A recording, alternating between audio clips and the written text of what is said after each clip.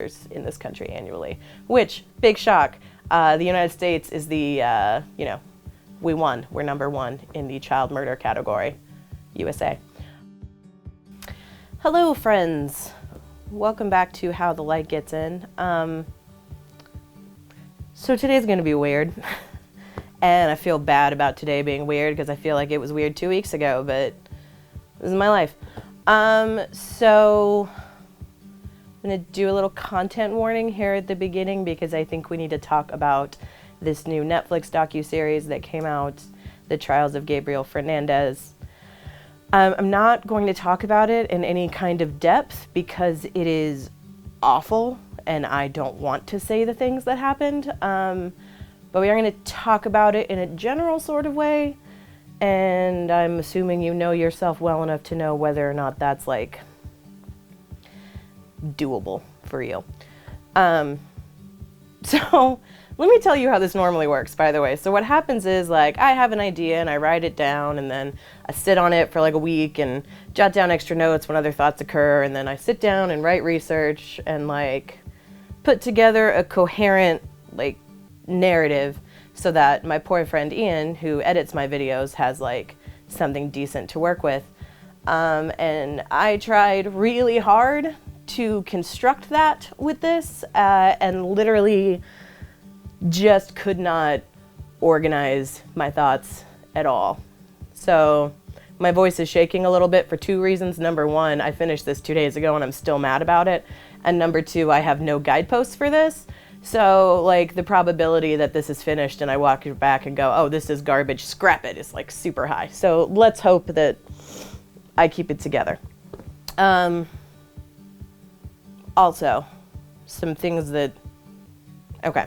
So there's like two parts of my personality that we should probably discuss. And if you know me in real life or just have been paying really close attention, you probably already know this about me.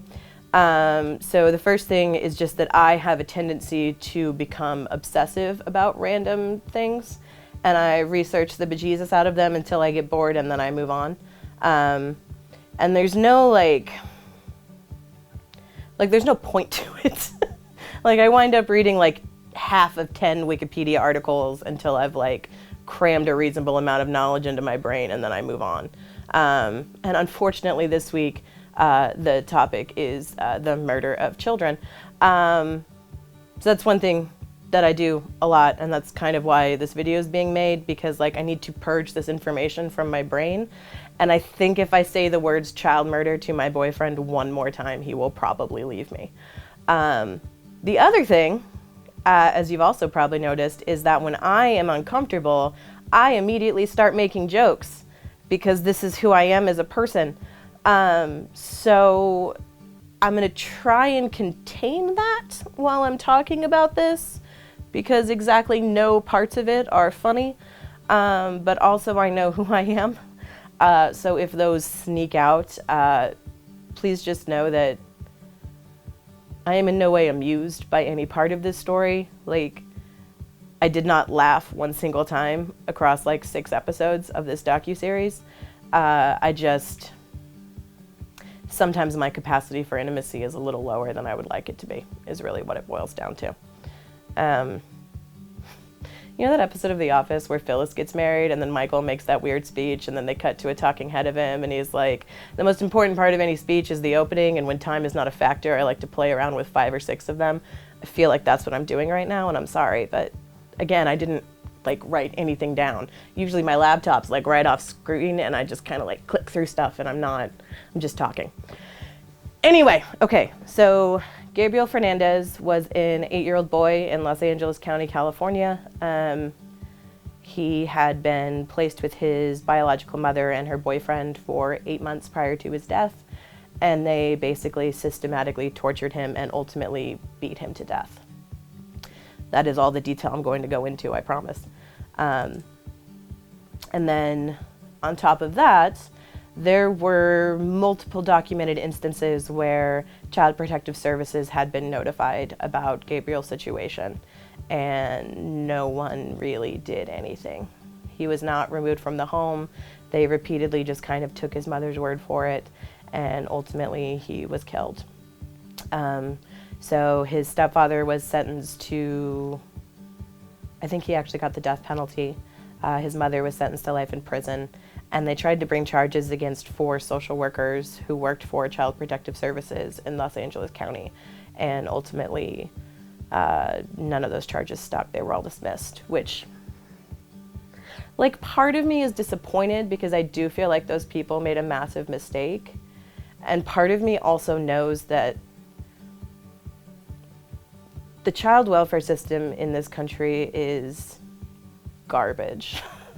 It is overtaxed and underfunded, and the people who work for it, I think, generally do the very best they can with the limited time and resources that they have. So part of me is like, those people deserve to be punished, and part of me is like, it's really hard to do an adequate job when you don't have the support to do it. We're probably going to come back around to that. So that's the basics of what happened to Gabriel Fernandez. It's a 6-part documentary series on Netflix right now called The Trials of Gabriel Fernandez. If you want to watch it, go for it. I honestly cannot, in good conscience, like, recommend it to anyone because I think I broke part of my brain by watching this whole thing, honestly, and especially because I watched the whole thing in like 2 days. So I didn't really give myself time to like digest any of the horrible things that I was hearing. And like, I'm a therapist and I've worked in crisis and I specialize in trauma. Like, I have heard some shit, guys, and this show has shaken me in a way that things generally don't, because I have developed a certain compensatory numbness for the horrors that human beings are capable of. But I think part of why Gabriel's story was so intense for me is because if you see a picture of Gabriel, he looks substantially like a little boy named Lucas Hernandez, who went missing 2 years ago, like a 10-minute walk from where I live. And after several months of looking, he died. We don't know how or why. Lots of suspicion that probably his stepmother did it, but she completed suicide shortly after his body was found, so we'll never really know what happened. And then the more I thought about it, the more I realized, like, this happens a disturbingly large amount of the time. That sentence doesn't really make sense, but I hope you see what I'm saying. Like, there was just a woman like a month ago in Arizona who smothered her 3 children. There was that lady who killed her 5 children in a bathtub because of Satan. Like, there was a couple in Kansas City not that long ago who systematically tortured, abused, and ultimately murdered their son and then fed him to the pigs they had in the backyard. There was that couple in California not that long ago that had like 11 children chained to bed frames. Like, this happens all the time. In Googling it, I actually found out that parents are responsible for 61% of child murders in the United States. And per the FBI, there's like 450 child murders in this country annually, which, big shock, the United States is the, we won. We're number 1 in the child murder category, USA. And obviously the things that we are doing are not adequate to deal with this problem. But at the same time, it's like, where do you even begin to deal with this? Because there's like sarcastic conversations I've had with therapists before where we talk about how it would be really nice if like you had to like pass an exam and like get licensed to make human beings. Like, if you just couldn't do it, you had to get permission. But that gets like weirdly close to eugenics, which is obviously not cool. So like, you can't really do that. So that leaves us with the child welfare system, which is radically underfunded and poorly staffed and does not have the power or the guidance to do the things that it should be doing. I should have written things down, but I think you can probably tell by how I'm talking that like, I'm just all over the place right now. There's been a lot of situations in my career and adjacent to my career where I have watched children be repeatedly put into situations where they are unsafe. And no amount of me calling Child Protective Services has done anything to change it. And I don't think it's because they don't care. I think it's because there is this huge gray area of what constitutes abuse or living conditions serious enough to warrant removing a child from his parents. Because there's a lot of research actually that suggests that it is to the benefit of children to maintain them within their biological families as much as humanly possible. That the trauma of removing them from that home would be worse than the trauma that they're experiencing within that home. And I'm inclined to believe that, because if you've ever talked to a child who's being abused, like, they love their parents. Like, in spite of everything, they love their parents. And so what does it take to justify completely cutting that relationship off? And at the same, oh God, why did I think this was a good idea? I don't know.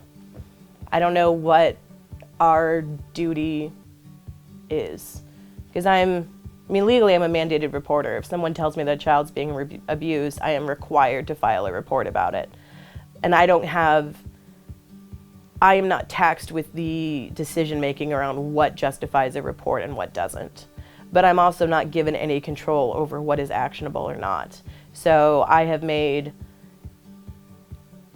I don't know, conservatively 100 Child Protective Services reports in my career. And that's a very conservative number. And I think those have resulted in the removal of a child from the home maybe 1 or 2 times.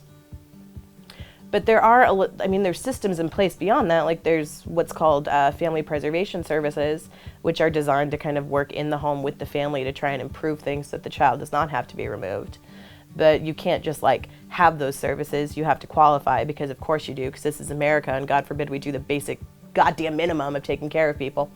And it's hard to get people those services, no matter how much they might need them. In all the work that I have done with the child welfare system, I am unable to be in any way confident in my predictions about what will happen in any situation. Because I've seen the family court system give children to biological parents that I knew was unfit. And I've seen the family court system leave them with foster parents that didn't seem like a good idea. And I've seen them move them out of state to biological family members. And I've seen just weird shit happen with no rhyme or reason, because there's no guideline, there's no metric, there's no decision tree that exists to help us figure out what to do to keep kids safe and keep them happy and healthy. It doesn't exist, and it needs to. And how do you take all of these things into consideration and make any sort of hard and fast rules about any of this? You literally can't. It's not possible. So you're left with a scenario where you have to take things on a case-by-case basis. And because this is America, we've decided that it's a super good idea to privatize some aspects of this system. So instead of the government running this, we have private for-profit companies running foster care and child welfare, which is just really obviously a bad idea. Because if you're a for-profit company and the government is saving money by using you, where do you think those cuts are coming in? Services and employees and proper care of the children that we've entrusted them to. And there's a part of that in the Gabriel Fernandez documentary, where a for-profit contracted company that was running some child protection services in Los Angeles County didn't report some very obvious abuse signs because they couldn't authorize the overtime. This is the fucking world that we live in. I thought if I purged this and talked about it for a while, I would feel better, but I'm gonna be honest, now I'm just angry and sad, so this was a bad idea. I don't know. Where do I even fucking go from here?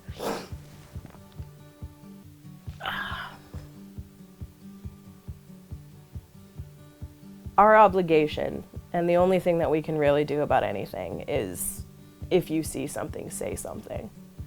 Every single state has a 1-800 number for 24 hours a day. I will warn you that if you call, you're probably going to be on hold for a while, because again, it is understaffed. If you see anything that suggests to you that something is happening, call and report it.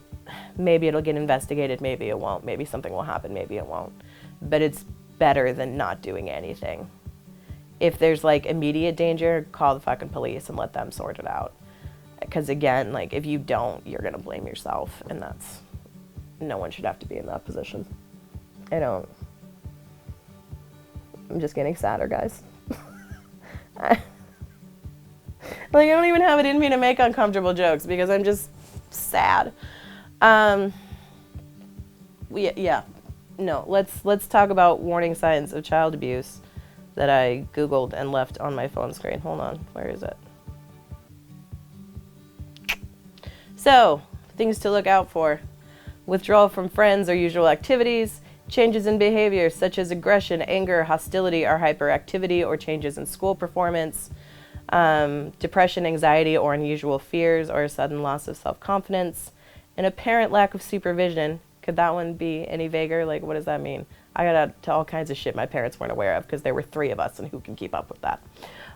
Frequent absences from school. I think this one's actually really important because Gabriel, on more than one occasion, was kept out of school for extended periods of time so that he could heal from some of the abuse that he was going through. And anyway, reluctance to leave school activities, attempts at running away, rebellious or defiant behavior, and self-harm or attempts at suicide. And then there's like the obvious signs, like, being covered in bruises and stuff. If you see it, report it. Like, you don't actually need that much information to report child abuse. Like, they have ways of finding the people that you report. Like, if you get a license plate number in the Walmart parking lot, they'll be found. So do that. And let's all write and call our fucking Congress people and talk about the budget for the child welfare system. Because it's been my intent the whole time not to get political because I really feel like that's not useful in this situation. But if we put some goddamn money into human beings, I feel like things might be kind of okay. Like if we funded, I don't know, education or healthcare or child welfare or, any of these basic services that make it possible for people to live, that might be of some use. I don't know. I don't know, guys. Don't watch this documentary. Because I'm going to be like this for like the rest of the fucking day. And I have so many things to do, and none of them are going to get done because I'm just going to be bummed out. Yeah, this is a train wreck video. I'm so sorry. If you've got questions or comments, I guess comment below or email me or follow me on Twitter. It's usually less depressing than the last, 10-15 minutes have been. You can also follow me on Instagram. I post some fun things there from time to time. Subscribe if you want to. I promise it's not always like this. And share the other videos, because this one probably does not need to be seen by humans. Okay, thanks. Bye.